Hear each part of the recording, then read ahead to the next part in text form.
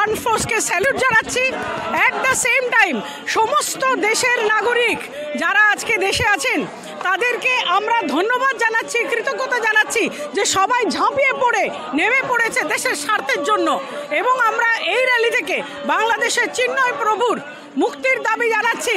এইভাবে কিন্তু কোনো হিন্দু সন্ন্যাসীকে বন্ধ করে রাখা যায় না। বিরাট পাপ করছে বাংলাদেশ সরকার, অচিরেই ধ্বংস হয়ে যাবে। ওখানে বাংলাদেশে গণতন্ত্র নেই, যেহেতু গণতন্ত্র নেই, জঙ্গি চতুর্দিকে জঙ্গিরাই সরকার করেছে, জঙ্গিরাই এখন মিটিং করছে, মিছিল করছে এবং মিলিটারি কুপ পাকিস্তানে যেভাবে হয় একটা মিলিটারি পাওয়ার কন্ট্রোল করে, বাংলাদেশেও তাই।